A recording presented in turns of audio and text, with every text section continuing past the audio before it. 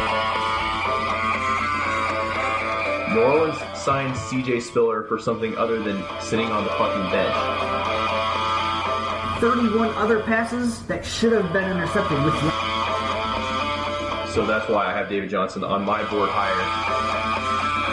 If you're doing a live draft, wait till you're drunk to draft this guy. We welcome you to the Fifth Down. What up, Fifth Downers? This is Johnny Slopes, and today we're doing NFC North and the NFC South. Today we have our special guest today, TEPfantasy. Introduce yourselves. Hey, well, I'm Trevor. I'm Porter. We are actually TEPfantasy, so we say the first three letters. Yeah, it's the initials for our three members, Trevor, Eastwan, and Porter. Yeah, thanks for having us.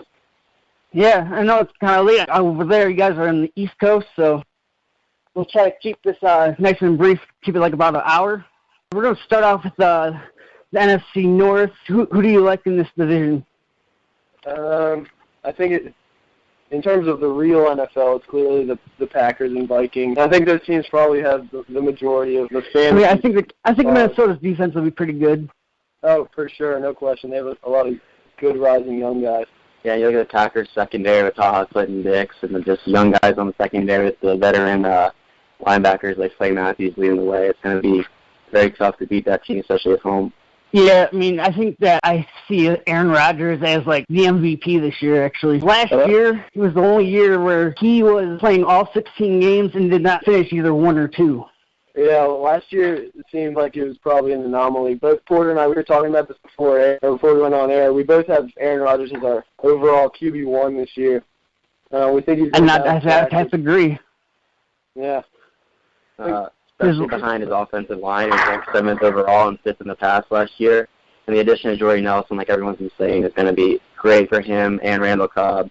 Expect those three guys to be atop of fantasy leaderboards all season long. Yeah, I love personally the Randall Cobb moving back into that number 2 receiver position because I feel like he's a bad number 1 because he struggles with double teams, and now with Jordy Nelson drawing a lot of those double teams, I feel like the pass game is only going to improve. Yeah, especially at Cobb's ADP at wide receiver 18. You might be able to get him as your third receiver probably if you draft 2 receivers right away. So I mean that's a great value fantasy-wise too. Yeah, I think he'll probably be somewhere in between his 2015 and 2014 numbers. I'm thinking he's in the 85 reception, 1,000 yards, maybe 8 touchdowns because he had 12 touchdowns. Is a little fluky in 14. Well, here's some interesting things, though, about Aaron Rodgers last year. He had only 3 300-yard games, and it's the first time in his career where he had less than 4,000 yards while playing all 16 games. Wow. And he also had his lowest completion percentage in any other season. I think that speaks volumes about Aaron Rodgers himself because he's set such a lofty standard for himself that I think his own success has kind of hurt him because last year was viewed as an average year for him, you know. When you get 3,800 yards and 30-something touchdowns, and you consider that a down year, I know. You know that he's going to bounce back pretty strong, especially with the schedule he has this year. He goes on the road against Jacksonville. He gets to play the NFC East. He gets to play Atlanta on the road. He gets to play Indianapolis, Tennessee, Houston at home, and he has Seattle at home as well. So those are 2 tough games right there at home, but overall he has a pretty easy schedule. I don't think we can really emphasize the importance of Jordy Nelson with Aaron Rodgers. I think those two probably have some of the best chemistry in the league probably, and I think Jordy's return is going to have an incredible impact on both Rodgers and Cobb, and honestly probably even Eddie Lacy. Teams could kind of load up on the pass. With you think he really lost some weight? Yeah. Well, reportedly he looks pretty good in camp. Yeah, he looks pretty good in those pictures too. Scoring 9 touchdowns and 11 touchdowns the 2 previous years from 3 last year. I mean, that you gotta expect that to increase this year at the high-powered offense. I've been seeing some inconsistent pictures of him. You never really know what to expect with this. You know, I was I was low on him at first, but, actually I've been thinking about it, and I really expect a bounce back here for Lacey. I mean, look at this shit. He only had 3 100-yard games all year, and he had 9 games of less than 50 yards. 3 touchdowns all year rushing. Right, and I'm not huge on him at his overall number 11 running back right now. I was big on him after last season, and we played a couple dynasty leagues together, and I was big on him after the season when he was still kind of fat, And but now that his ADP has risen a little bit, and he's kind of out of my price range when I'm looking at that. There's a couple guys I'd rather have C.J. Anderson, who's being taken a couple spots behind him, and I might even wait. I think he's going where I want to take a receiver. Right. Exactly. Well, yeah, and just talking about Eddie Lacy, I can't see him on any of my teams, just strictly because of the he's price. Going he's creeping up into the back end of the second round. It's no longer a value. Well, yeah, that's what I'm saying. You look at all the players that are still there at that point, and it's kind of a no-brainer for me. There's so many more players that I like at that spot than I like Lacy. Exactly. I think we both feel the same way. Randall Cobb was kind of like a disappointment last year, too. I thought he would step up and claim that number 1 role, but it did not happen. 10 games under 50 yards. Oh, he had one 100-yard game. Yeah, that's what I'm saying. He's not as dynamic a receiver as Jordy Nelson. Jordy Nelson's, I think, a little quicker, more dynamic, and I think that he does well with those double teams, and I think that's really what hurts Cobb because, Cobb's success mainly comes from he draws less coverage than Jordy when, Jordy's healthy. So I feel like Randall Cobb's the guy that I'm looking at, if I can get him in the third round. He's like a slot receiver. Yeah, exactly. Yeah, and I think for the beginning of the year at least, if I remember correctly, he had some shoulder issues and he never really could get going. But I think Jordy and Cobb kind of feed off each other. I'm sure if Cobb I think Jordy might have struggled a little more than he would have normally anyway. He had 4 of his touchdowns in the first 3 games, but 3 of them were in 1 game. Yeah. Yeah, I remember that game. And then he had 2 touchdowns for the rest of the season.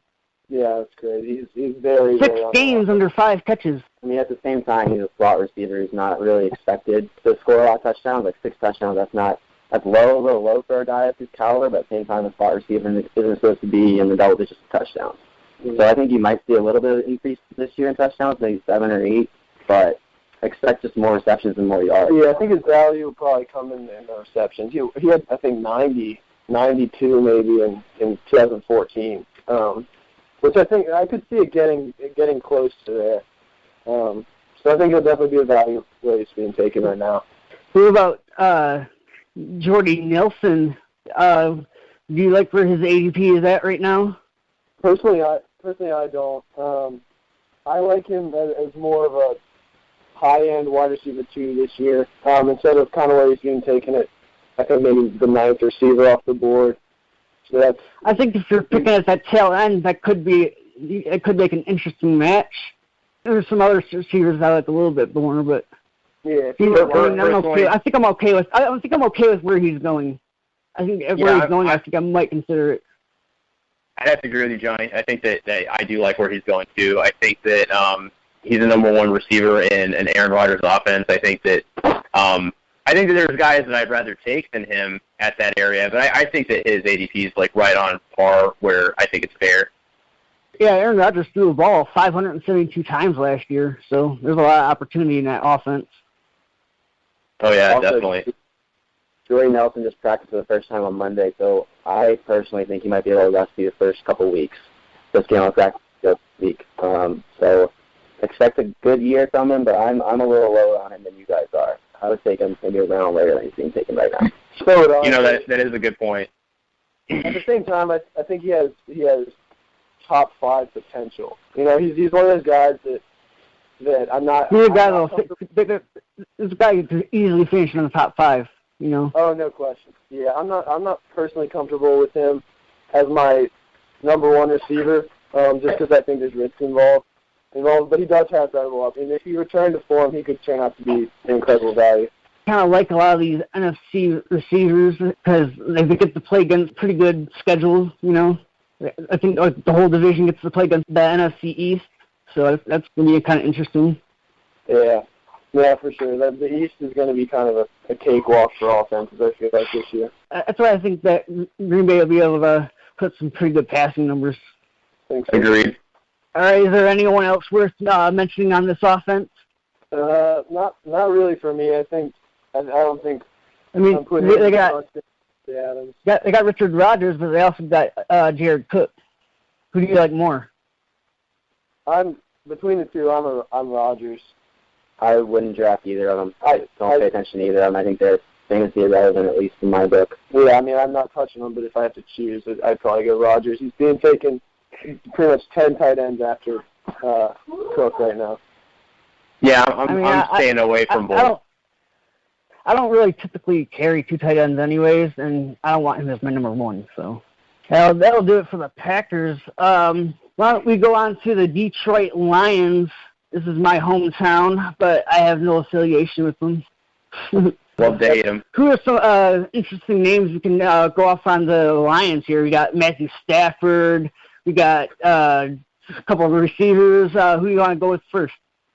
I mean, I want to say Matt Stafford because he's actually a really intriguing option in a lot of standard leagues because of where he's going, and I think that he's a guy that could be potentially at the end of the season in the conversation for a top 10 quarterback this year, especially with his elevated play in Jim Bob Cooter's offense. I really like the upside with Matthew Stafford. I actually like really where he's going in a lot of drafts. Like his ADP is about where I like it. Yeah, I mean, got 5 straight years of 44,000 yards, so that's pretty good. He also has at least 600 pass attempts in 4 out of the last 5 years. And we all know about, like, his little streak that he had towards the end of the year where he had 19 touchdowns, only 2 interceptions from, like, week 10 on or something like that. Like, whenever they came out of that bye week. Yeah, I really like his ADP right now. It's pretty much right where I would put him.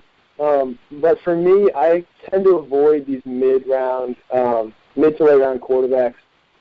For me, if I don't have a top 4 quarterback that I'm taking in the first few rounds, I'm going to wait. He does seem a little bit out of the sweet spot, you know? Yeah, pretty much for me, if I'm not first, I want to be pretty much last and get one of these guys like Jay Cutler, I guess, who we'll be talking about later. I wouldn't mind pairing like Eli Manning up with Matthew Stafford, though. I think that between them, you can get some pretty good matchups. You can get actually probably more value out of them that way. Yeah, just Stafford. He's the only quarterback in NFL history to complete 61% or greater in all 16 games, and he did it last season. So he's a guy who is going to complete a lot of passes to Golden Tate, Marvin Jones, maybe Bolden, and Theo Riddick, who I personally like, we'll get to in a sec. Yeah, and these wide receivers are kind of interesting because we've been hearing some things that Marvin Jones could be the number 1 receiver, and then how do you like Golden Tate as the number 2 receiver in that Lions offense? Personally, I think Golden Tate's going too high right now. I'm not a big Golden Tate fan, never have been. He's a low touchdown guy. He mostly had his career with 7 touchdowns. And I might take him in PPR format, but he's just a little bit too low of a ceiling guy for me to draft at his current ADP. Yeah, he's streaky. He's streaky, and a guy that is not even guaranteed to be the number 1 wide receiver on his team. I think that he's going way too high. I totally agree. Yeah, I'm the same way. I think he's in a lot of ways pretty similar to Randall Cobb. And if he's forced into a number 1 overall receiver on a team, I don't think he'll be ready for that. And I think the loss of Megatron could end up being kind of similar to the loss of Jordy Nelson in terms of what's going to happen to Golden Tate's value. Another thing that could affect Stafford, Tate, and Jones is the offensive line. They ranked 24th last year and 21st in pass blocking. So not a lot of time. Yeah, they never have had the line. Yeah, it's just not going to be. I'm not big on the Lions guys this year besides Riddick. So I mean, I don't know. I don't want to jump around too much, but I think Theo Riddick is a nice late round option in a lot of PPR leagues. I think that he could potentially be a nice little piece, so to speak. Yeah. Here at the Sit Down, we are PPR or die. So I really like Theo Riddick as your little sexy little flex play. You know. Yeah, some stats on Riddick. He had 99 targets last year and 80 receptions and did not drop a single pass. Yeah, that's I remember making him that sweet juggling one-hand catch in the back of the end zone. Yeah. The guy has hands of glue. Especially with the Lions and Abdullah being the starter, I don't think he's going to be too good for Riddick to not pack up. I think Riddick's going to be the starter eventually and get most of the touches in Detroit. Honestly, I really think if you're playing PPR, I think Riddick's the guy to own in that backfield. For Amir Abdullah, I'm not huge on him. I think he has decent yardage upside, but Toulouse... He kind of scares me a little bit. He's a couple of fumbles away from being benched, you know? Yeah, plus he's losing goal line touches to Zenner and Ridley, and he's losing passing downs to Theo Riddick. So he really doesn't have a whole lot of touchdown or reception upside. The Lions will be down a lot this year, so they're going to throw the ball a lot trying to catch up. So I don't see Abdullah being a threat. Yeah, I see Abdullah and Riddick in the same role, but Riddick's good at it, and, you know, he's not. Abdullah's just got to learn to hold on to the ball. I think that's what really hurts his upside because the sky's the limit with this guy. I mean, he showed it in college. He's shown flashes of it. He just can't hold on to the ball, and he's also a little bit on the undersized side. So here's how I see Abdullah. He's in a third down role, and so is Riddick, but Riddick's better than him at his job. So because he's not really a guy that's really efficient out in the middle. He had 25 receptions, though, last year for like 7.3 yards per reception. He had only 6 games where he had double-digit carries and only top 50 yards 3 times. He had 3 touchdowns all year. Yeah, I think he's a better running back in terms of rushing the ball than Theo Riddick is. But he can't be counted on to the degree that Theo Riddick is counted on to catch the ball. And Riddick really wasn't good at rushing last year. So if you're not playing PPR, I would completely avoid Riddick. And Abdullah's ADP right now is 34th, so that's not a bad value. Abdullah is going in a nice little value. I will agree with that. Yeah, actually, I already drafted him in one of my leagues, and I actually like where he went. So, and honestly, in a lot of settings, especially like a dynasty, you know, who knows? It's kind of like let's see if it maybe works. he gets it together, you know. Yeah, if he gets it together, I mean, you just got him at an extreme value. I think he does have some pretty good elusiveness. Yeah, I mean, I think I drafted him in our dynasty league. I think that I got him like way late. I think I already had like 4 or 5 running backs before I even took Abdullah. And then, you know, I was like, well, if it works out, it works out. Yep. So I know we already touched up on Golden Tate a little bit, but I got some more stuff to say about him. Over 4 yards per catch less than 2014. That's because 2014 he had 13.4 yards per catch, and this year it was only 9. And if you think about it, he had 547 yards running after the catch, and he only had 813 yards total. So 67% of his yards are coming after the catch. Yeah, we're not bullish on Golden Tate this year. It's not even really outlandish to say that Marvin Jones would outproduce him. I wouldn't predict that or put money on that, but I think it's within the range of possibilities. What those stats really tell me is that his average depth per target was cut like in half, basically. Yeah, he's more of a move the chains guy than a deep threat guy like Calvin Johnson was. What do you guys think about this tight end situation we got in Detroit? Well, if Ebron could get it together, you know, I mean, he's got to prove it to his coaches. But he is going at a nice level. You got to get on the field first. Yeah, I think he's like the 18th tight end coming off the board right now, and at that point, you're not really getting any sort of upside unless you're taking Eric Ebron. So he does have a ton of upside. He's got to stay healthy, obviously, and he's got to get his mind right. Because I think he's still kind of reeling from being taken before Odell and Aaron Donald, which is only natural. Yeah, he's one of those three guys. Remember, he's going into his 3rd year now. His first year his 2nd year was actually a big improvement. He doubled his stats from his rookie season. but he still showed some inconsistency holding on to the football. So if he can cut down on those mistakes, I think that he could be a top 10 tight end, and you can actually get some nice value there towards the 10th round, you know? Oh, yeah. I mean, yeah, exactly. It's like you just said, you know, you draft for upside, and out of all those tight ends going around that area, he definitely has some of the most upside out of all those tight ends going late. So that's a really good point. All right, so let's go on to the Chicago Bears. This is a team that's kind of a little bit under reconstruction. You know, they let go Matt Forte, but they also get back Kevin White, the rookie sensation that did not get on the field last year. What's your guys' takes on this receiving core? I have, I guess, a lot to say about the Bears. I feel pretty good about a couple of them. I'm huge on Alshon Jeffrey this year. I think he's an absolute beast when he's healthy. And I think it's I absolutely love him. Yeah, I think this will be an interesting situation, an unusual one, where the addition of Kevin White could end up attracting attention from the defense, while at the same time not attracting too many targets away from Alshon Jeffrey. Because I don't think Jay Cutler is going to trust Kevin White too much. But at the same time, he has tantalizing physical measurables, and I think the defense has got to respect that and you know, keep an eye on him. So I think that could inadvertently help Alshon Jeffrey a lot. Plus, Jeffrey's in a contract year. He's playing under the franchise tag. I feel really, really good about him if he stays in the field.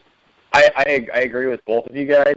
The only question I do have, and I think it's the question that a lot of fantasy owners have, is, you know, is he going to be able to stay healthy for a full 16-game season? And you have to at least consider that. However, I am a really high guy on Jeffrey this year. I think that he's going to have he's in line for a monster year. But does that injury concern maybe shy you away from him a little bit if you're selecting receivers around where he's going? I'm glad you brought that up because it is about, like, soft tissue injuries always seem to, like, scare you a little bit. So you always got to monitor that, and it's kind of a hassle, but when he's healthy, he puts up some pretty good numbers. So yeah, he's not an injury issue that much for me because the 2 years previous he played all 16 games. So the soft tissue, like you said, is tough to come back from, but once he's healed, he's tough. He'll play like the 2 previous years suggest. Right. If you're picking like 6 or 7, and you give me like DeAndre Hopkins and Alshon Jeffrey, I'd be okay with that. You know. Oh yeah, I would for sure be okay with that. That's great. Yeah. I mean, I'm taking Hopkins over Jeffrey. I'm not that high, but you can get Hopkins in the first and pair him up with Jeffrey in the second. I'd like that. That'd be nice. Yeah. No, I'm with you there. But what about Kevin White? I mean, where do you guys foresee yourself maybe giving him a shot, drafting him? I think he's going a little high right now. I have him at 38 when I looked at on ESPN, and that seems high for me. I've been seeing him going in the 5th, and I do think though it is kind of slowly rising up a little bit because there hasn't really been a whole lot of news about him making any good plays, really. Yeah, I was looking at the ADP, and I looked beneath him, and I saw 10 to 15 guys that I'd rather have, at least in redraft. I love his potential long term, but if we're talking this year, there are a number of guys below him that I would feel comfortable taking over him. He also comes from a very college spread system from West Virginia, where he only had one job, and the NFL offense season is a lot different, a lot harder to pick up on. And since he missed practice all last year, basically, I think he's going to start really slow this year. Maybe week 7, week 8, he's step on the gas a little bit. But he's got a lot to learn, and I think it might be tough for him early on.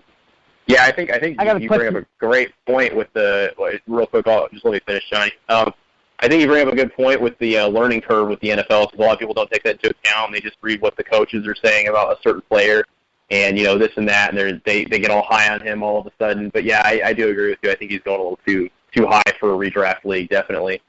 You were saying, Johnny? I got a question for you guys. Shoot. Would you take any of these rookie wide receivers over Kevin White? Are we talking solely redraft? Well, we'll touch on both. How about that? I think my pick, who I would definitely want over a lot of guys, honestly, is Corey Coleman from the Browns. Yeah, he would be. We're nodding over here. That's pretty much the guy. If we're talking this year, that he's in a position to produce. I like Laquan Treadwell a lot, and I like Josh Doctson post this year. I don't think he's going to do really anything this year. Yeah, but hold on. Do you like Laquan Treadwell? I mean, I like him too, but I don't like him in that offense, that Minnesota offense. I just feel like he's not going to get the volume to produce big numbers.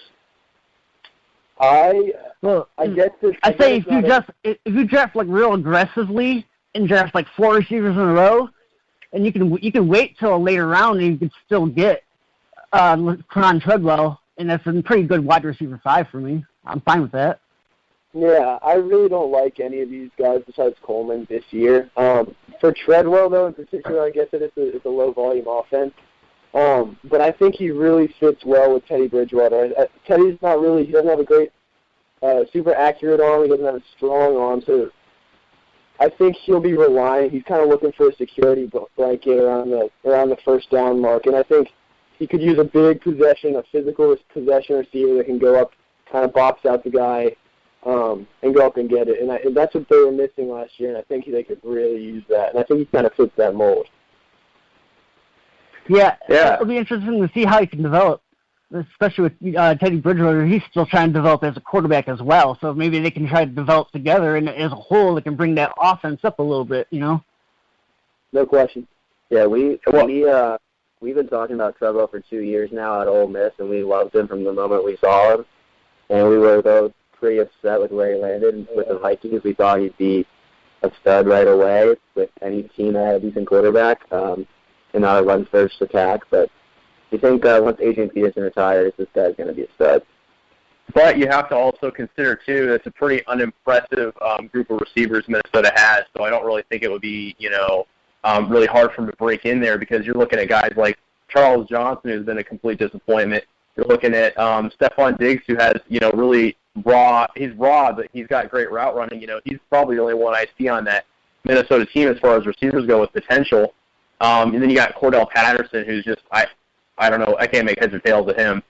So I really, it's not out of the question for him to, be a staple in that offense for years to come. So you guys are really on the right track. Real glad you guys brought that up. What do you guys think about the Vikings tight end? You think he's worthy of a roster spot, or do you think he's more of a waiver wire guy? Yeah, waiver wire. Yeah, I agree. Yeah, I've been fooled in the past, and I'm probably not going to make that mistake. I was pretty high on him last year, and he went to a Pro Bowl a couple of years ago. The ship has sailed for me on him. He might be a good DraftKings flyer every now and then, get a touchdown or two, but other than that. Well, think about it too. I mean, and this is just kind of a no-brainer, but in that the Vikings offense is centered around the run, and what he's mainly asked to do on a lot of plays is block for Adrian Peterson. So that's his primary purpose, honestly. And he's good at that. So he serves his purpose for the Kings.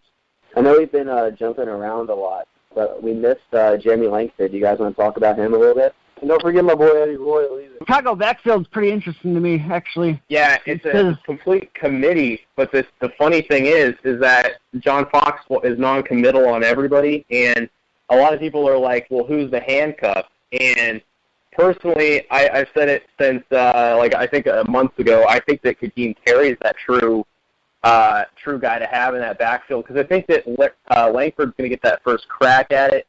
But I think that Kadeem Carey has some interesting upsides, especially in dynasty league settings and stuff like that. What do you guys think? Yeah, I think that Langford's looking pretty good in preseason. Yeah, take that for what it's worth. Trevor and I differ a lot on this. I'm a huge Langford guy, especially at RB23 ADP. I mean, he had a great showing last year. His offensive line is fifth best run blocking. And John Fox loves running the ball. I think he's going to stay healthy. And running back to Michigan State, another good one. So I think he needs to put down on the drops a little bit, be a little bit more efficient, and I think he'll be a pretty good value. Porter and I often disagree on Jeremy Langford. I'm not really a big Langford guy. I think he has a lot of athletic limitations. I do, however, think he's in a great situation to produce. He's got the 3-down role pretty much locked down. And for me, he's kind of in the Latavius Murray, Matt Jones group of guys that aren't particularly talented but are in a great spot to produce. But should he go down? I think I'm glad you brought that up. Like Carey at this point. I'm really not even a big Jordan Howard guy either. I'm not too happy on either of those handcuffs, and I probably am not worried about handcuffing Langford.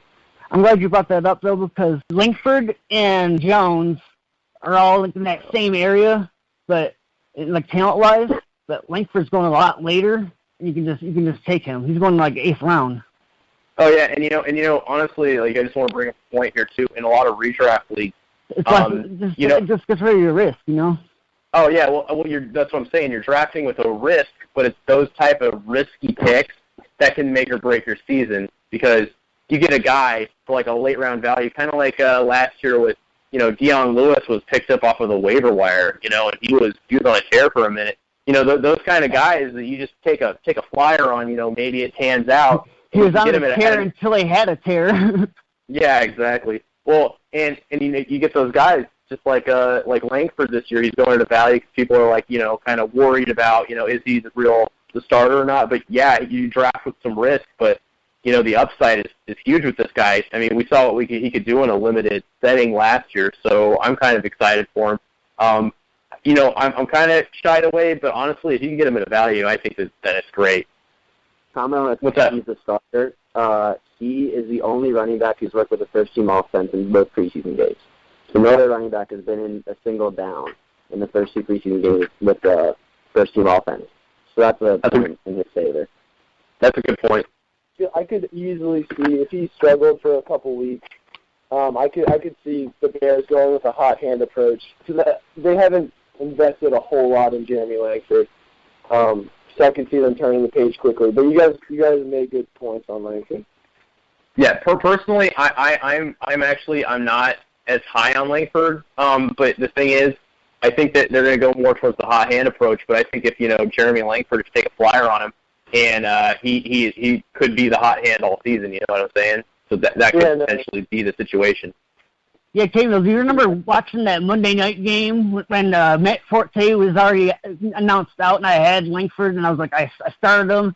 I needed like a lot of points, and he almost got it, but he had a really good game. That was touchdowns. Crazy.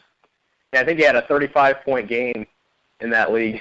That was crazy. I fell in love with him. I was like, I'm gonna have to draft him, but now that I'm seeing that they're bringing all these other running backs into the backfield, I don't think they really trust him to take the heavy load.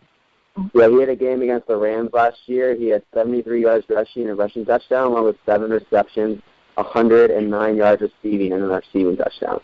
So, I mean, this guy can be a beast at times. So I love his value, and I'm a big Langford guy. Could be a make it or break it a pick. I definitely like where it's definitely intriguing for me. But also another guy I just want to mention just ever so briefly because I mentioned him earlier, but Kadeem Carey, I think, has some interesting upside as far as if he becomes the hot hand, you can get him. You could honestly probably get him in a lot of drafts without drafting him at all. You know what I mean? You can just get him off the waiver wire, and he's a guy that could kind of, he has a chance to run away with that job at some point too.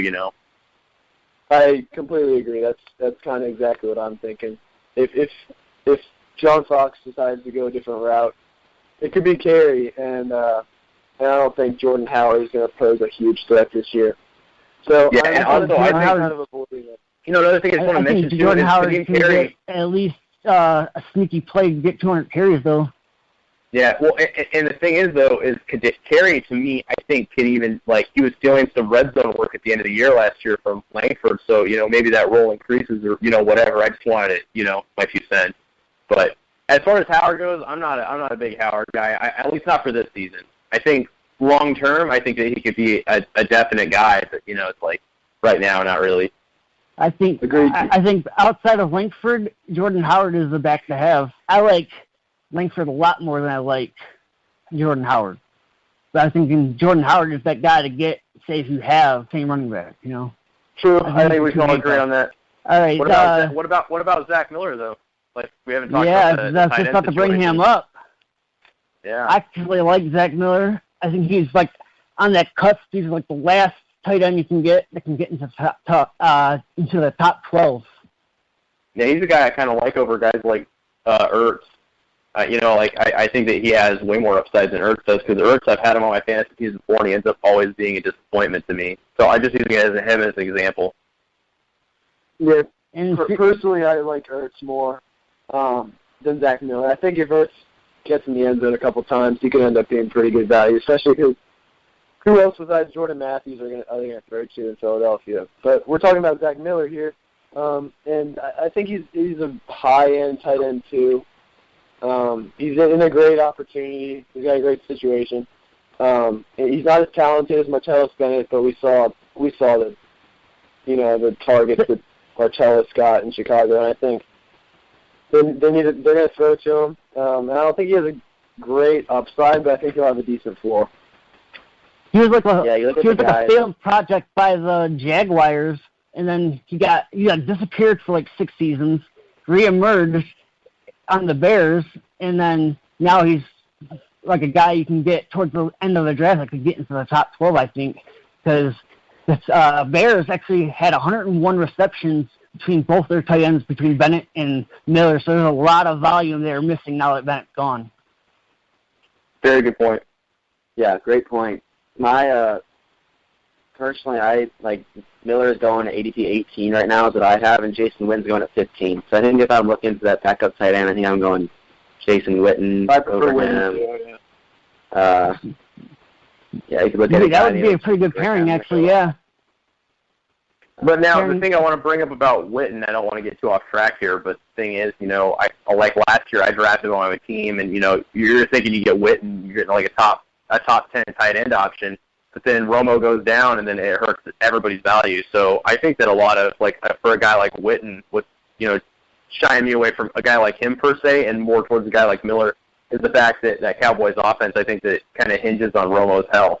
As far as, the Bears, Jay Cutler's kind of a little above average quarterback to me. So I really think that he'd get utilized, whoever's playing quarterback in that system. You know what I'm saying? Okay, let's not get too off track here on the Cowboys, because we're not going to go all over there right now.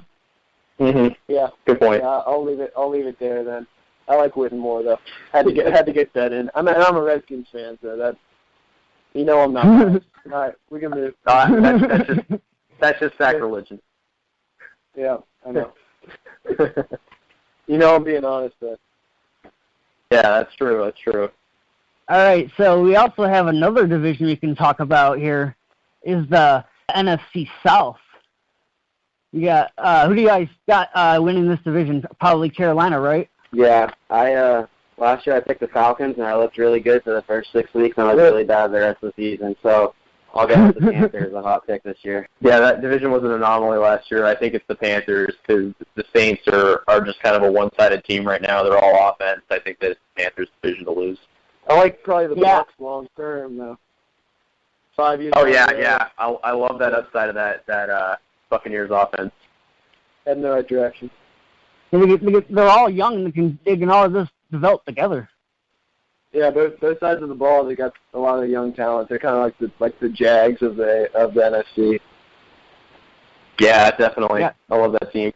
I mean, we should probably just jump right into the Buccaneers. Yeah. I think that my favorite on that team, as far as tantalizing talent, is Jameis Winston. Me and Johnny have been kind of back and forth with it. I see him as a real high upside guy. I think that he's one of my favorite young quarterbacks, and I think that this year he could be had at a pretty good value. And I think that he's a guy that it's not out of the question, could have a nice breakout season. It's hard to argue his value because he is going pretty late, but I wouldn't really want him as my quarterback one. But because I do think that he's not going to progress as much as people think, because last year he had a lot easier of a schedule. Yeah, that's a great point on the schedule. I'm big on strength of schedule, but Tampa Bay has one of the hardest passing schedules in the NFL, but one of the easiest rushing schedules in the NFL. So I think that you have more success running the ball this year than, say, Winston's arm. Yeah, I don't know if I'm ready to say Jameis is a top 10 quarterback yet, but he never scored below 14 points a game last year, and he averaged 19. So, like, if he's a consistent streamer option, I'd love to have him for a bye week, or even as a backup quarterback in case my guy gets hurt, because he's consistent. He does his job, so that's my take on Jameis. If you get, only 4 points for a touchdown in some leagues, but you get 6 points for a rushing touchdown, it actually adds a little bit more value to Jameis Winston, because he actually had, 5 touchdowns last year, I think I'm right, but I think he had 5 touchdowns. So that actually is, a nice little boost that you get, especially in those kind of leagues. Yeah, I like him a lot at his ADP. It says QB19 right here. But he's a guy that I like a lot in Dynasty, but you probably won't see him on many of my redraft teams, only because, like I said, I'm waiting until the very end for quarterbacks if I'm not getting the top guys. Yeah, you're real similar. He's a guy that I actually really like late. Like him and Derek Carr are going right where I want to take the quarterback. So I think that he's a guy that definitely has super high potential, and I think he has a pretty safe floor as well this season. Yeah, I like Porter's stat that he never scored less than 14 points. That's extremely consistent. Yeah, but I don't think he has great upside. I think it's going to be a run-first offense. I think I'll probably rely on Martin and Charles Sims. And like you said, the schedule's a lot harder through the air. But he's got a lot of talent, and he's got a couple left to work with. Yeah, Doug Martin, he actually proved he's pretty good at catching the ball out of the backfield. Same thing with Sims. They both had over 40 receptions last year. Yeah, I think that the schedule really speaks. It could really be I have no idea why Doug Martin's going so late. Honestly, I really have, especially redraft leagues. To me, it's an anomaly why he's going so late, because this is a guy that literally was second last year. He was second in the league in rushing, and not only that, he's got a more prominent role as catching passes out of the backfield, and I think it's going to grow this year. And they have a nice running schedule. I think that Doug Martin's going for so to speak, a steal. Yeah, I'm pretty high on him too. I have him at my personal rankings as the 8th overall guy, or actually the 7th, because I think he'll jump Devontae Freeman, who we'll get to. I really hate Devontae Freeman. I like him more than Devontae. Yeah, but I think probably the reason to answer your question about why he's going a little later than he should be, I think he probably will be kind of even though he has potential for more, he has a skill set to be a passing down guy. I think the Bucs will use him as kind of a 2-down thumper, only because they have Sims waiting in the wings, and he's ready to be a 3rd-down specialist. You do got to worry about his injury risk, too, because he had 2 great seasons, but sandwiched into 2 injury seasons as well. Yeah, exactly. Yeah, I'm the odd man out here. I'm pretty low on Martin. In terms of schedule, he plays the Cardinals, Carolina twice, Seattle, Denver, and KC, who were all top 10 against the run last year. And his offensive line, 20th against the run, 20th in run blocking. And I've just never really been a big Doug Martin fan. Trevor called it last year and did a great job with Doug Martin, but I'm just not on board with him. I think they're going to give the reins to Jameis and let Jameis take over this year. See, I'm a little more in Doug Martin's court than I am Jameis. I think that this offense is going to be exciting to watch this year, but I like where Doug Martin's going. I can't say enough about him. You bring up a good point about those defenses he's facing, but I really think that he, as far as all the Buccaneers go, I think he probably has the safest floor. I've been drafting Sims more than I've been drafting Martin, though. Really, so yeah, in a lot of my mock drafts, Martin's been falling on my team. Because think about that, if you grab a running back in the 1st round and then you get Martin to fall to you, soon thereafter. If I can get him in the 3rd round, that's the only time he ever falls onto my team. That's fair, because that's a great value. So I like getting those 2 receivers out of the way real quick. What about while we're on receivers? While we're on receivers, then, what does everybody think about Mike Evans? I like Mike Evans. Huge on Mike Evans this year. He's kind of up there with Alshon for me this year. Yeah, I agree. Another target monster, averaged 9.8 per game last year. only scored 3 touchdowns last year, and that's going to increase as long as he stays healthy. I'd rather have him than Jordy Nelson, who's getting wide receiver 8, and Evans a little bit later than that. Yeah, I'd take him over Jordy. I'd take him over Brandon Marshall, and my semi-bowl prediction is that Evans outscores Allen Robinson, which may be crazy, but I'm a big Mike Evans guy this year. He gets targets like almost no one else, besides maybe Julio. Jameis relied on. You guys bring up a very good point. He does have elite talent. He showed it his rookie season, although he followed that up with he was a little bit banged up. He got only 3 touchdowns last year, and he had a lot of drops. So which Mike Evans are we going to see, you know?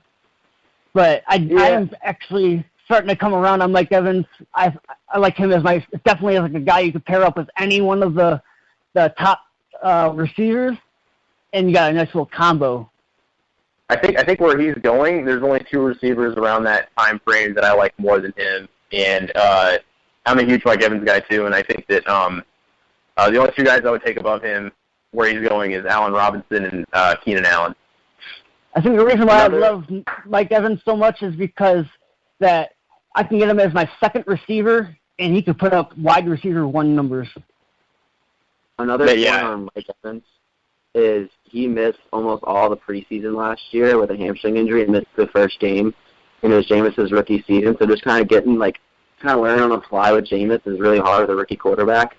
So I think this year in year 2 he's just going to take off like he is. Yeah, I was just going to bring that point up, actually, so I'm glad you brought that up. Yeah, and I think Colonel Vincent Jackson will help him a lot, too. There'll be another guy in the red zone that defenses will have to key on, and I think that'll probably lead to an increase in his touchdown production. They got some towers over there, huh? Yeah, I don't think it'll be 12 like it was rookie year. I'm thinking maybe 9 for Mike Evans, but I don't want to be a defense having. You got to have some tall corners to get up there with Mike Evans.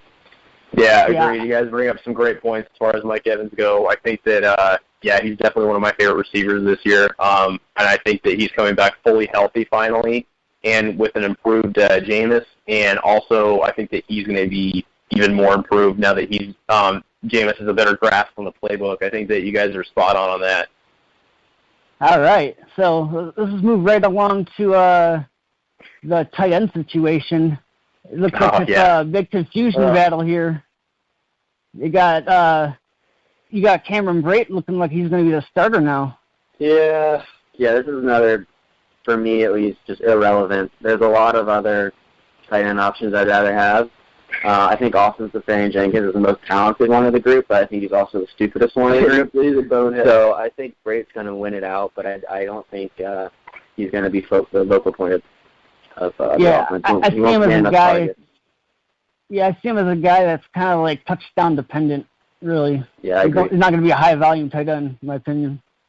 Yeah, I mean, I was talking to our buddy today, Johnny, about that. I had that conversation today through group text about who should he take, or who's the guy to have, Cameron Brate or ASJ, and I was like, well, ASJ has the better athletic ability, but he's an idiot, and he's like pissing away all his chances. And, so to me, like, I don't want anything to do with either one of them personally. But, yeah, ASJ's, like, he could potentially be a lotto pick because he's starting to make a little noise late in the preseason. But I still think this is Brate's job to lose. And he's average athletic ability. I'm really not looking too much into this. I think that both of them are just kind of, like, out of my conversation for who I would want as a tight end. I think where he's going, there's more tight ends that are more trustworthy than him. So. Absolutely. Yeah, that's all I have to say about him. It's really hard to get a feel for kind of what to trust when you're reading stuff from beat writers. Because for a while it looked like it was kind of a motivational tactic for ASJ, put this random Cameron Brate in front of him. But it's starting to look like that might actually be the case. And if Brate were to run away with the job, I think he could have a decent role. It could be a decent late-round flyer as a security blanket for Jameis. Apparently he's been catching everything. But I wouldn't mind having him as my second tight end if he has the roster space. Yeah, I read that on Roto today. Yeah, he's been catching everything. He's been impressed with coaches. So, I think that it's his job to lose. And I think that he'll be a nice little security for Jameis, for a little down every now and again. Agreed. All right. You guys want to touch up on the Atlanta Falcons a little bit? Oh, yeah. Yeah. Oh. Give Porter a chance to talk about Justin Hardy a little bit. Yeah, Justin Hardy is one of my favorite players this year. His man crushes. You think he's going to finally break out? Get that number 2 job? I think he will. I don't never like Sanu. His best season was in 2014. He had 56 receptions, just under 800 yards, 790 yards, and 5 touchdowns. That's his best season of his career. I think it was the dumbest move of the offseason, signing Sanu to that big contract, and he didn't even score a touchdown last year. So it's just, I think Hardy is a very, very, very hard-working guy. He was a walk-on at East Carolina and ended up being, I think he's the career leader in receptions in NCAA history from a walk-on. So that's just speaks volumes to me about his work ethic. And he's a guy who's been playing really well in practice. He's done okay in the preseason games, but I expect him to win that wide receiver 2 job in Atlanta. Yeah, that made no sense to me. I've never been a Sanu guy at all, never. And Justin Hardy definitely. He has some really nice upside. I wouldn't go as far to say that he'd be an impact player this year, but I think down the road, I think you're spot on that. Yeah, I'm with you there. I don't think he's a guy to deal with this year. And I hate Sanu as a player, just like pretty much everyone. But I think he's another one of those guys that's a case of a bad player in a great situation. And I think the wide receiver 2 role in Atlanta is one that can be very fantasy relevant. Because I think Matt Ryan's dying to have someone else to throw to besides Julio. And I think everyone pretty much expected them to draft a wide receiver, which didn't happen. They got Austin Hooper, the tight end. And everyone knows rookie tight ends aren't really going to be much of a help this year. So I think Sanu could bounce back and look similar to what he did in 2014 when he was relevant for a little while. Wow, yeah, he was a wide receiver 3. Yes, he was a wide receiver 3 over there in Cincinnati. Now he's going to a wide receiver 2 position, so he's going to get a lot more opportunity. Where there's a lot more opportunity, there's a lot more fantasy points to be scored. So yeah, he won't be efficient, but I think in terms of volume, it's enough targets to have an end of the bench kind of guy. I could see him getting like a 60-catch season or something like that. Yeah, also this offense in general, last year was Shanahan's first year, and Matt Ryan, again, was kind of learning, getting comfortable with it. And supposedly they've had some great practices this offseason, and their offensive line is fantastic. And they're ranked 4th this year, or going into this year, ranked 4th overall. And I think just getting more comfortable with Shanahan's scheme is going to help Ryan, Sanu, Jones, Hardy, and then the rest of the gang there. I'm glad that you brought up the offense and the system. I think that Matt Ryan's going to have a way better year this year, and I think that he's one of those another quarterback that I've already mentioned. That he's one of the guys I'm targeting later because he presents huge upside. I think those INTs are going to go down next year, and I think that honestly he's a guy that could really be a boom next year. The NFC South kind of faces a little bit rougher of a schedule though this year.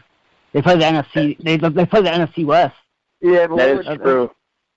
When we're talking second corners on teams, I'm not as worried about the strength of schedule. Because Julio Jones, we haven't talked about him yet, but he can beat anyone. Yeah, he's kind of deep. I'm not talking about Julio. I'm talking about for like a guy like Sanu. Yeah. Oh. No, that was what I was saying. I'm not super worried about the strength of schedule when I'm talking second wide receivers on teams. So they're not going to have the toughest matchups. Very, very true. But what do you guys see out of Matty Ice this year? Like with Sanu in the fold now, him and Julio opposite sides, and then you have Matty Ice. What are you guys expecting out of him? Do you think he could potentially be a sneaky top 10 quarterback this year?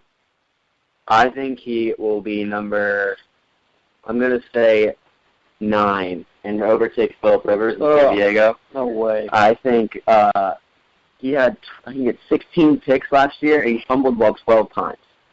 So just that's not going to happen. Yeah, that is kind of There's a lot of turnovers. Yeah, those shouldn't happen again. And again, like we were saying earlier, second year with Shanahan, I think it's going to be a good year in Atlanta for him. Honestly, I really don't see a lot changing besides maybe those fumbles. I didn't know that fumble stat. That is really fluky. But honestly, I don't think any additions that they made really are going to move the needle a whole lot. I don't think. I don't think they really improved. Yeah, I don't think Sanu's any better by a whole lot than any of the wide receiver twos that they were running out onto the field last year. And Hooper's not going to make a difference this year, although I do like him in Dynasty, but that's not what we're talking about here. So I think he's right around QB 20, and you won't see him on any of my redraft teams.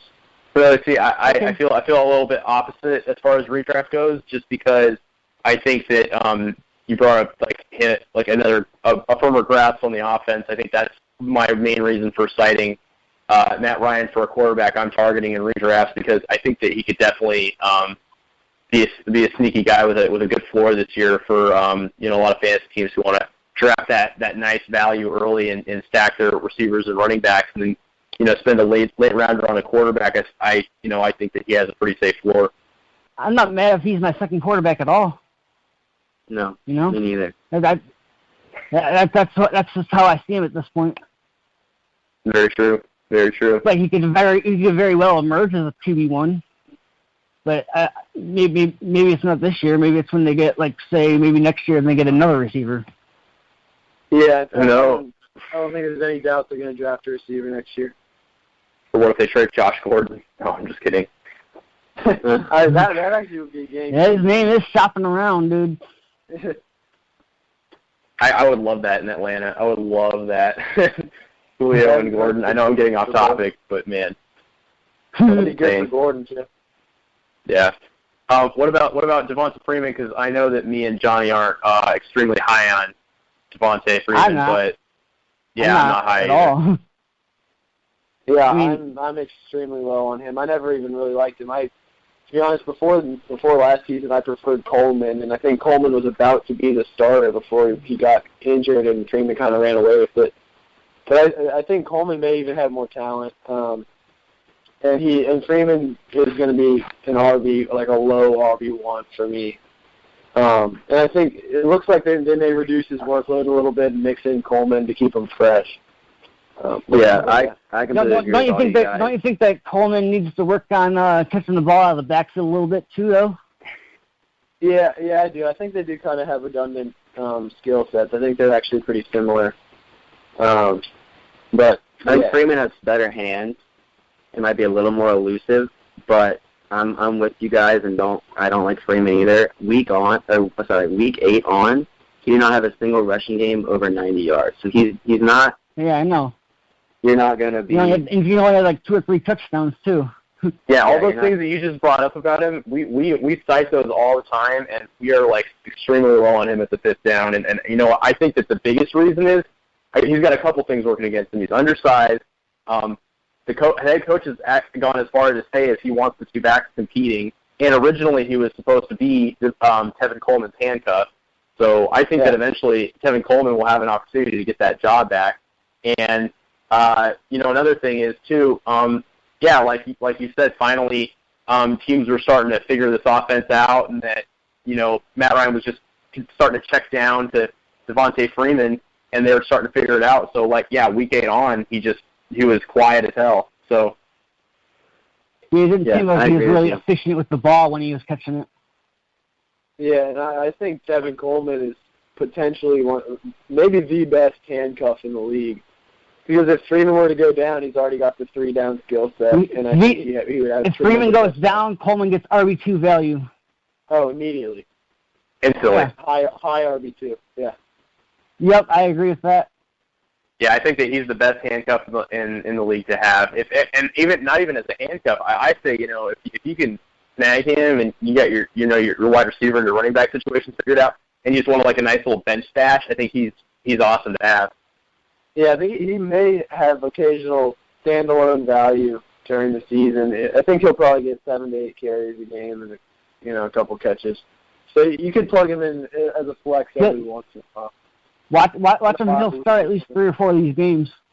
Just another note on this offense in general, going back to learning under Shanahan, they were bottom half in the league in red zone offense, which, in my opinion, they're terrible in the red zone. Yeah, like that shouldn't happen again. They're too talented, too many good players on that offense for that to happen again. I think they're gonna have a really good year, and they're my what they need to do is start giving the ball to Julio more in the red zone. Yeah. I don't know if you could possibly give the ball to one player anymore than they did last year to Julio. I'm just saying, like, when they got found in the red zone, they just stopped going to him. They try to run the ball in. I'm a Julio owner. I was very frustrated by that. Yeah, you know what, I had him last year too. I actually have a question for everybody here because I have also got this question recently. Who would you rather have, Odell Beckham Jr. or Julio Jones? Barely Julio for me. Toss up, but Julio. I say Julio as well. I always go back and forth on this, but I think that Odell Beckham has more of a higher touchdown upside than, say, Julio Jones, just on the fact that Odell Beckham's already done it twice in 2 years, and Julio's only done it like once in his career. Yeah, Julio has the receptions on him, and he has a ridiculous. They throw to no one other than Julio, but Odell does see the end zone a lot more. Absolutely, good point. I just want to get your take on because I got that question the other day. If you're sitting at the two pick, my buddy asked me, should I take Julio or OBJ? And I'm like, well, you know what? I personally would take Julio because of those reasons you just talked about. So I just wanted to see where you guys were on him. I think I got him at 3. I got him at he's my number 2 on my board. He's 2 for me also. 2. Right on. Well, are you guys comfortable with the Falcons? You want to move on to the Saints or? Yeah, I think we're good. Yeah. All right, let's go out to the New Orleans Saints. Obviously, they got Drew Brees. He's been a guy that you could count on getting like 5,000 yards in the past. What do you guys think about this New Orleans offense? Personally, I think Brees is going to be the Blake Bortles this year. Blake Bortles, I think he scored 14 touchdowns in the fourth quarter, like garbage time, fighting from behind touchdowns. I think the Saints, in general, are going to be a pretty bad team with that horrendous defense they have. So I see Brees behind a very, very solid O-line at 3 overall. Going to be very, very good in the second half, and just in general with his high volume of passes. Yeah, and he really is a passing yards specialist. He leads the league almost every year in yards. And he's been top 8 quarters for 10 straight years. So if you were to predict one player that's going to be a quarterback 1 this year, and your life depended on it, I think I would probably take Brees just because it's been 10 straight years of that. But he's probably not going to be on any of my teams either, because unless I'm taking one of the top 4 guys, I'm waiting. But I like him a lot this year. Yeah, I totally agree. I think Brees is more of a quarterback where you can't just draft him and just not worry about him and just leave him in. He's the guy that you have to play matchups with almost. Yeah, very true. We did. We actually brought this point up on a past show that like he's a guy that he like puts up amazing games when it's at home against a weak defense. On the road though, sometimes it's kind of, as far as fantasy relevancy goes, he's kind of a hit or a miss. But it is a bit inconsistent, but like throughout that last couple seasons, it's been Drew Brees has been one of those exceptions to that, because it's usually not there's really no correlation with that at all, but he's like the exception. That is true. Go ahead, sorry. He averaged over 30 points at home and less than 20 on the road. That's a pretty big jump.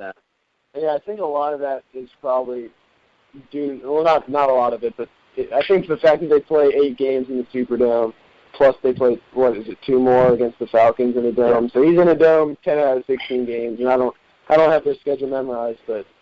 Well, he has some pretty tough games to play against in the at home. Actually, He has to play, I believe, Seattle and Denver at home. And I think he plays Arizona on the road. Like, he plays some pretty tough defenses towards the end of the year.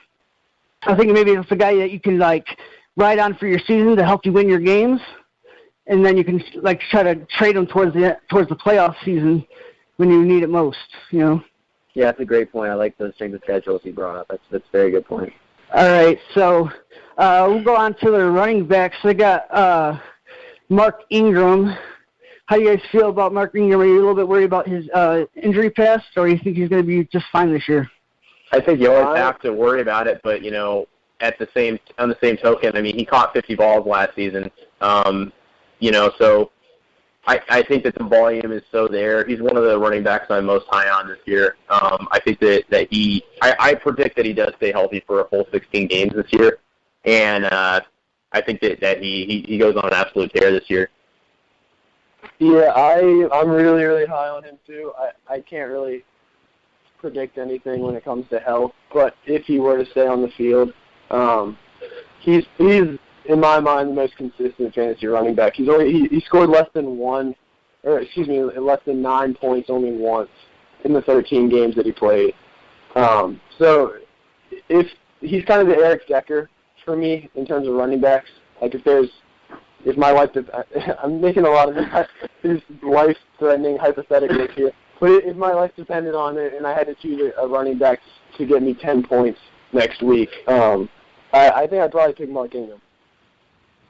Yeah, I like Mark Ingram, especially in the PPR setting, because New Orleans tends to dump the ball off to the running back a lot because they have a lot of longer passing routes because they have that vertical offense, and when no one gets open down the field, he just dumps it off to Ingram. Yeah, I like his value a lot. I think I had him at 11 ADP, or 10 ADP. I'd rather have him more than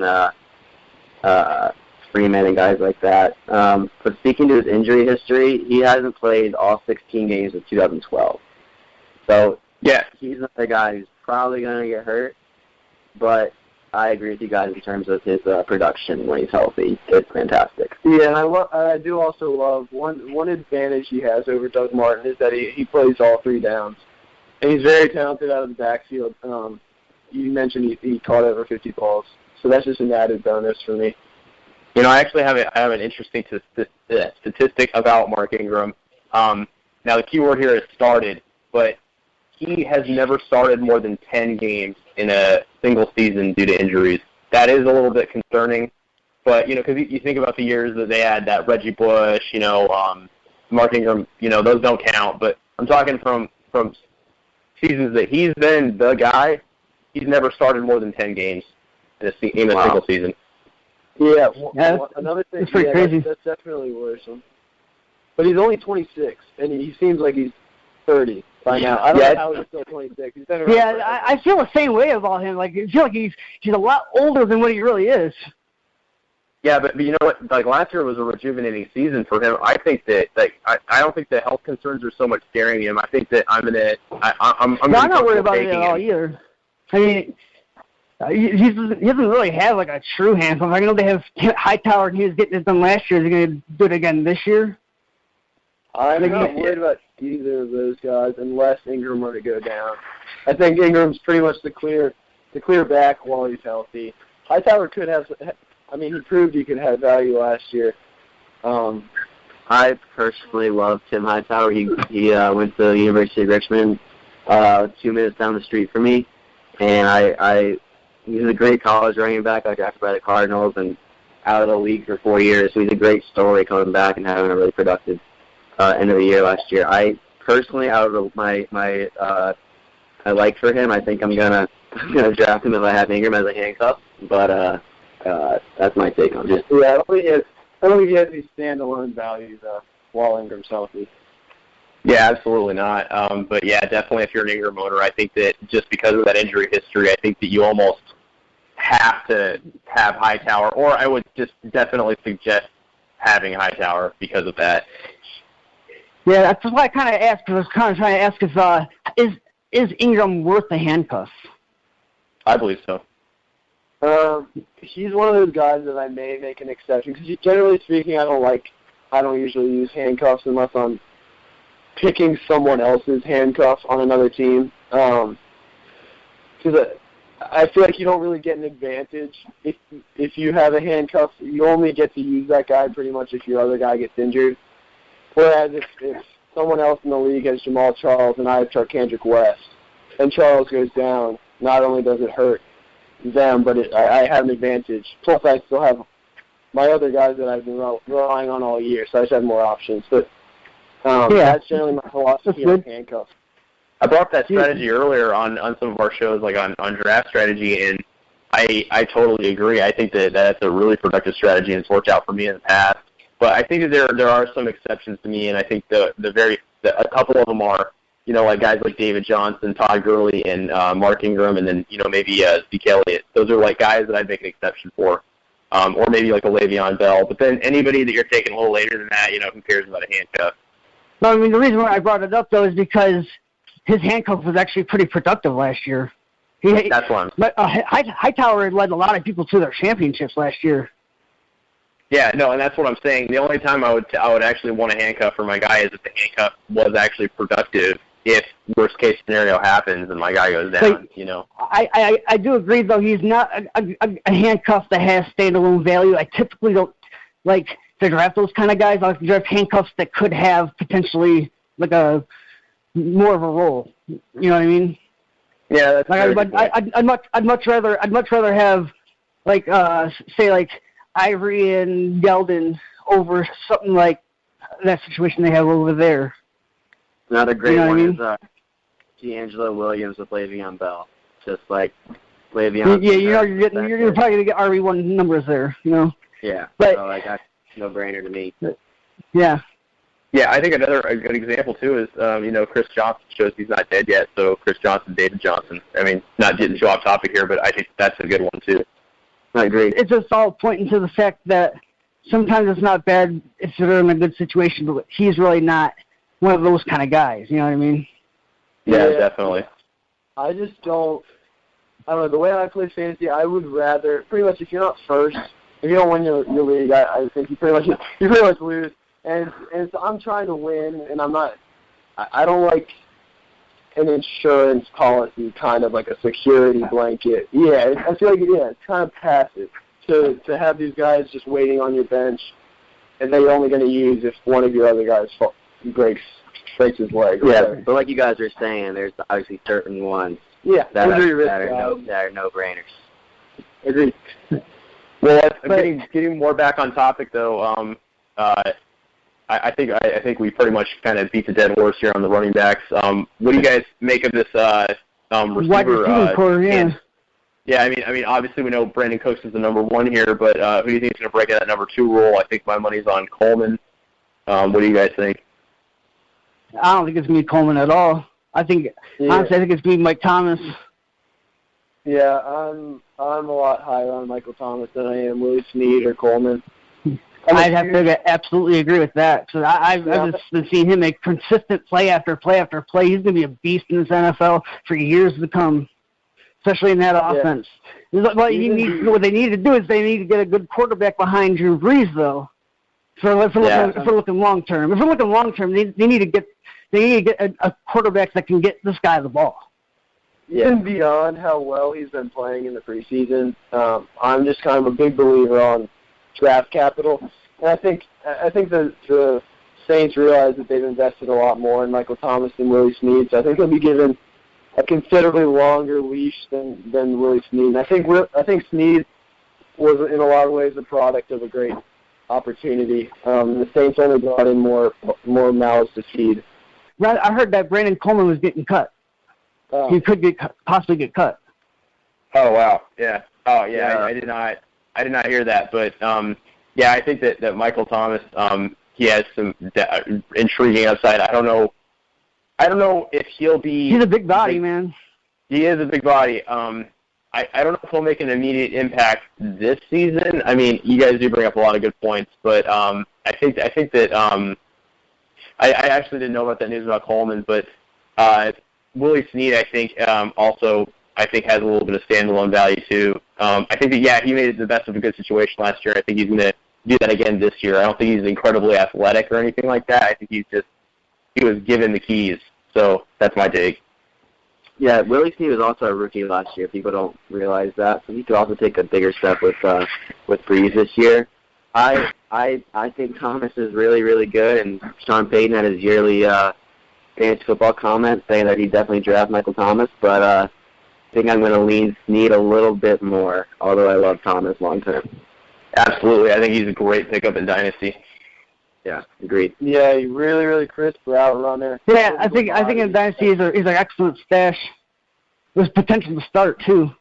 Now, I know we didn't talk too much about Brandon Cooks, but where do you guys see him finishing this year as far as receivers go? Well, last year I loved Brandon Cooks.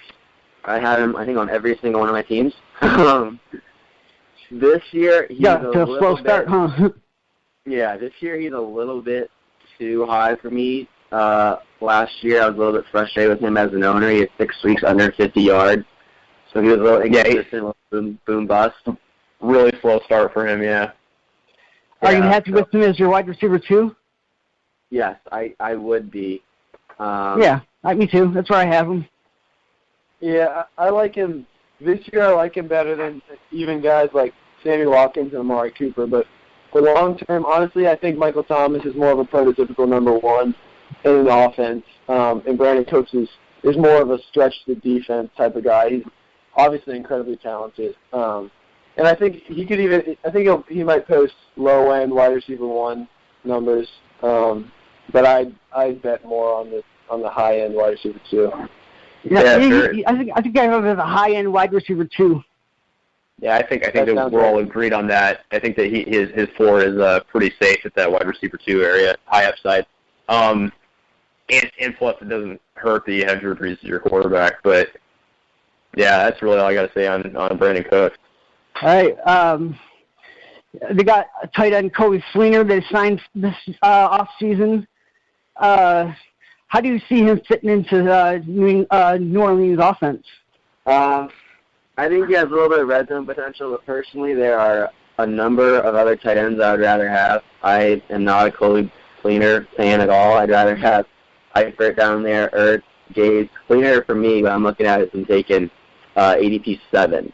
Barnes, Julius Thomas, Gates, Martellus Bennett, Jason Witten. I'd rather take a better maybe wide receiver 3, running back 3, than I would waste a draft pick on Kobe Fleener and take one of these little more proven tight ends like Jimmy Graham later than I would. Yeah, his ADP is kind of creeping up pretty high if you want to get him. You almost got to get him like early 6th round almost. Yeah, that's just a little bit too high for me. Yeah, it's proof. I really do think he can finish in the top 5 though. I think he has the potential in that offense. Oh, yeah, that's not out of the question at all. But the thing is, too, I mean, another thing working towards Colby Fleener's favor. I'm not particularly high on him either this year.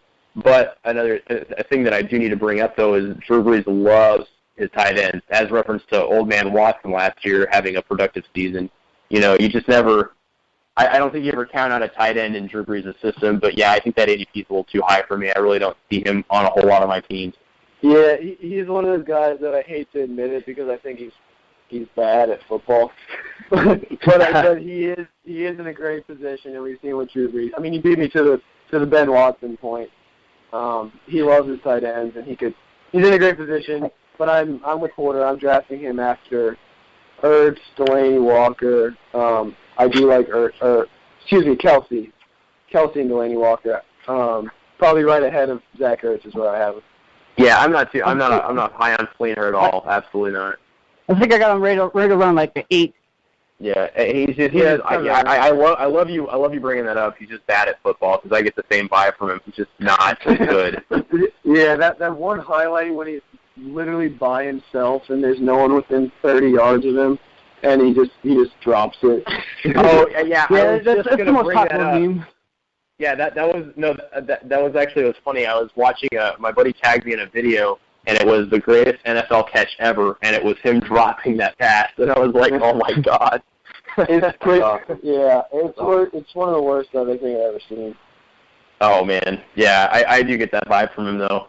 All right, I think that pretty much does it for the New Orleans Saints. Let's go on to We haven't talked about the Carolina Panthers yet. No, we haven't. Jimmy, you want to lead us off? Well, I think that the guy that I think everybody's most intrigued about, I think that he's due for a decline this year, and I feel like a lot of people are with me on this, as referenced by his recent drop in ADP. But I'm not as high on Cam Newton as a lot of people are. I think that with the season he had last year, I think he's due for some regression. What do you guys think? Well, he does get Kelvin Benjamin back, but Kelvin Benjamin, who knows if he gets passed up by Devin Funchess? Yeah, Cam for me I have him as the overall QB2 this year. He's going first overall in terms of quarterback. And he gets Benjamin back, big red zone target. I think Funchess will improve. But I highly doubt he scores 10 rushing touchdowns again. It was 5 and 6. Yeah, I see him more like 5 or 6. Yeah. Yeah, no, that sounds about right. And I think he improved a lot as a passer last year. But I think Rodgers will pass him up. Yeah, and it's logical. I think he'll come down a little bit in yardage, probably. Yeah. I mean, he had a miraculous year last year. He might come down a little bit, but I think he's still going to be QB1, QB2. I mean, I'm sorry, not yards. I think his touchdowns might come down a little bit. Oh, yeah. Of course, the rushing touchdowns, of course. Yeah, I think 5 or 6, like you were saying. In terms of his offensive line, 4th against the pass and 6th against the run. So, I mean, he's a mobile quarterback, hard to bring down with a great offensive line. You gotta like that too. Open. Yeah, it's gonna be tough to stop this team again this year. Definitely.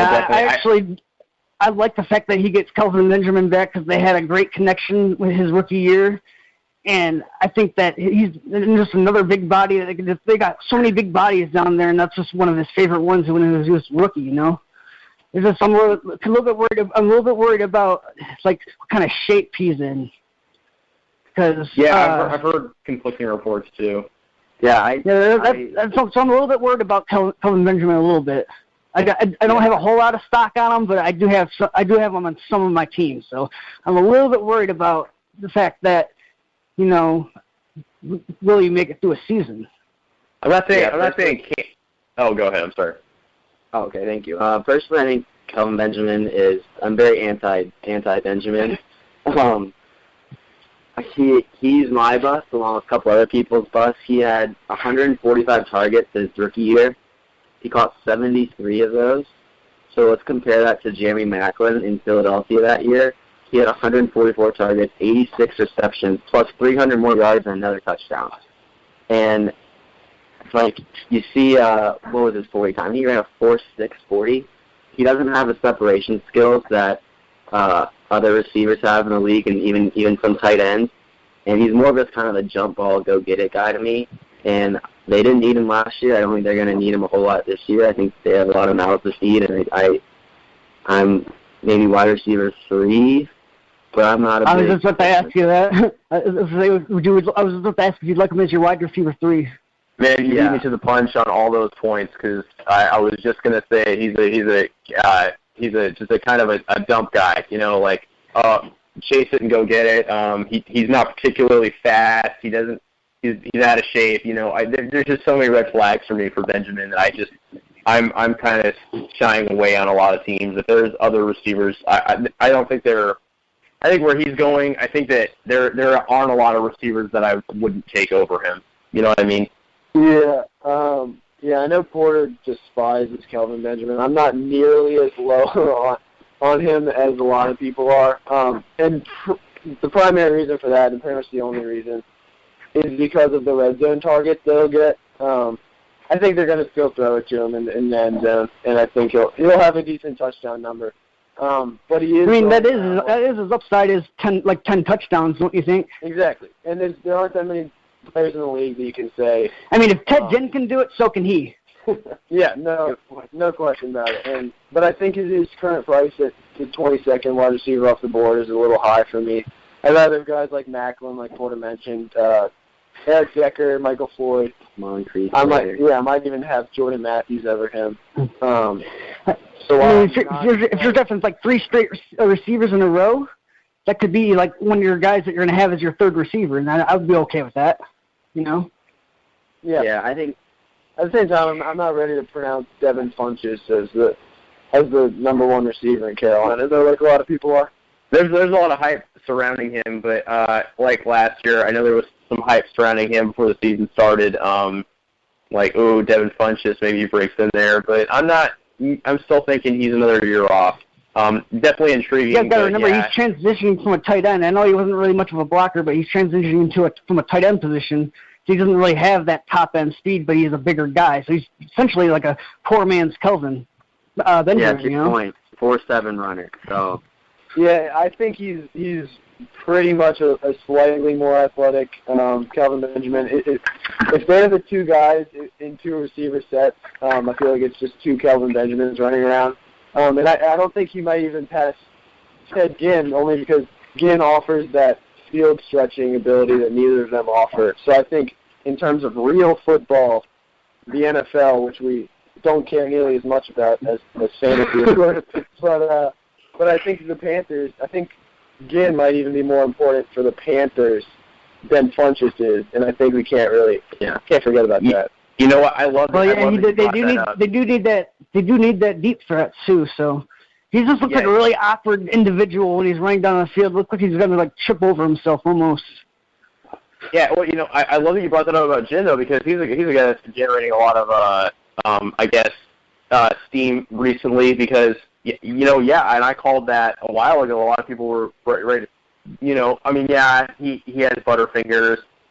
He has a lot of drops, but there's nobody really on that Carolina receiver corps that has that field stretching ability like Ted Ginn does. So I think that in two receiver sets, I think that they are pretty much content with rolling with Benjamin and Ginn, and I think that's why Ginn is actually a nice guy that a lot of people are sleeping on, and he could be had at a good steal. Yeah, I agree. I can get on board with that. Yeah, I had him at wide receiver 57, so I don't know if I'd feel confident having him in my starting lineup for a redraft or dynasty team, but I think he'd be a great DraftKings guy every now and then.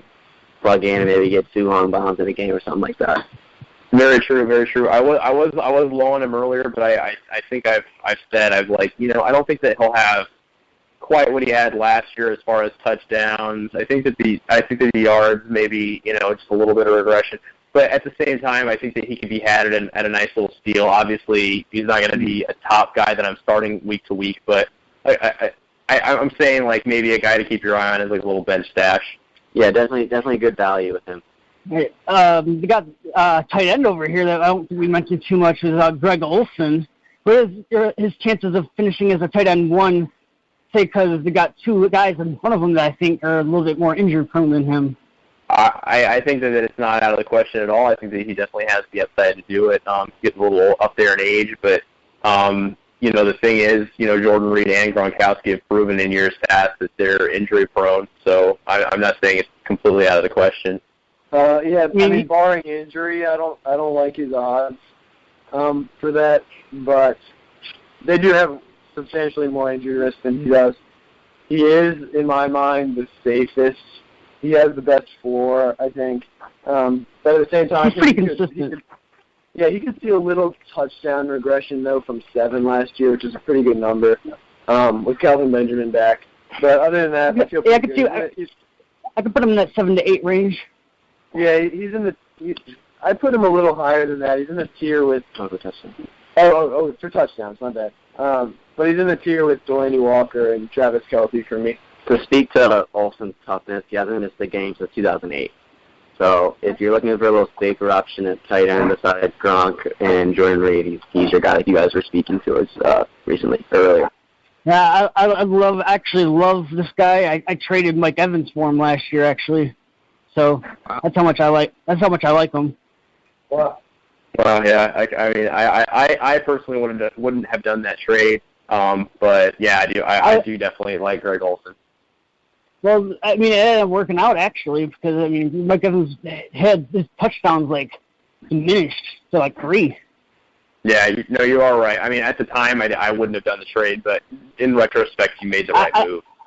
I was just afraid of the rookie quarterback situation. I didn't want a part of it. Yeah, no. In retrospect, you made a good deal. I don't think that either person got ripped off in that trade, but Yeah, I think that, I agree with you guys. I think that the touchdowns, we're going to see some regression there. But other than that, I think that he has a nice safe floor. The running back situation in Carolina, which is kind of intriguing. Jonathan Stewart, he's a back that was remained healthy for most of the season, but I thought maybe a guy you can get on this team is like Cameron Artis-Payne, because he does tend to go down, but maybe he does stay healthy for a season. Who knows? Maybe he can get like 1,000 yards and like 6 or 7 touchdowns. Well, he hasn't played a full season since 2011. So he's I know. He's always injured. Yeah, so he's another guy who's going to get injured. You need to be prepared for that as a fantasy owner. RB20. I've been drafting Artis-Payne in all my drafts. Yeah, as a value though for running back 20, I think is ADP. That's fantastic for me. I would definitely take him as an RB2 and have a backup plan. Yeah, and I'd be fine with that. I'd get on board with that. Yeah, his role in a very solid offense is secure. I think he's a great mid-round running back. They'll be in scoring positions. He showed last year that he could carry the load actually. Yeah, I mean from week 6 to 13, he had 20 plus carries in each and every game. So that's 8 games straight out of a 16-game season, and he missed 3 games. They're a pretty run-heavy offense too, so. Yeah, so 8 out of the 13 games he had 20 plus carries. So he's got a safe role while he's healthy.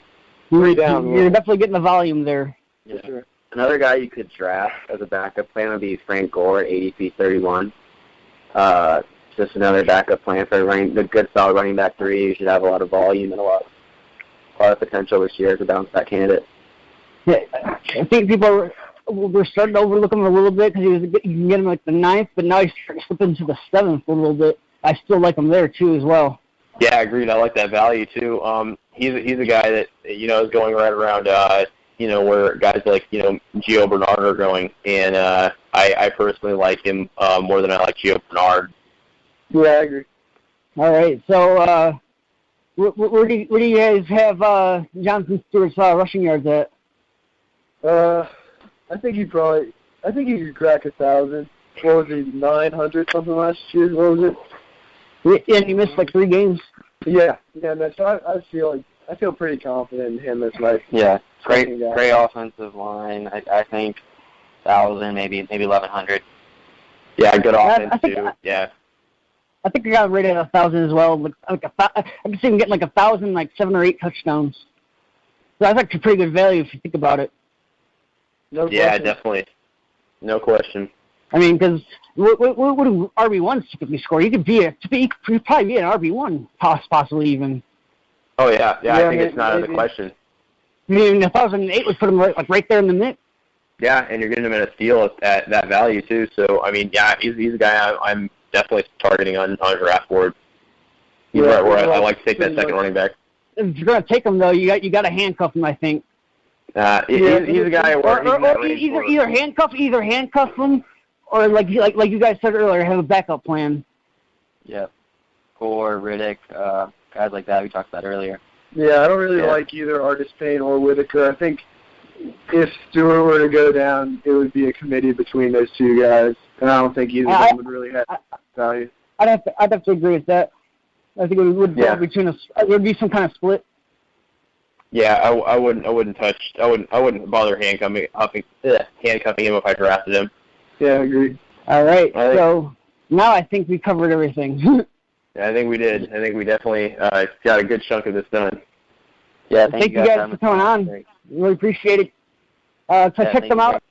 At TEPfantasy, we answer any and all questions. One of our other partners is answering one right now, actually, and we do tweet our own thoughts every now and then. We run polls. We live tweet during games every now and then as well. So come follow us and check out what we have to say. Yeah, we also have a website, TEPfantasy.wix.com/sportsadvisors, and we consider ourselves to be consultants for fantasy football or advisors, and we work with either beginners or just really anyone that kind of wants to get an edge in their drafts or during the season.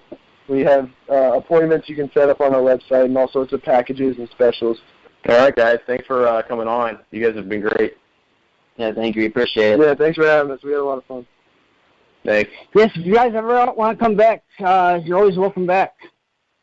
Appreciate that. Thank you. Yeah, No question. they'll do it for here at the Fifth Down.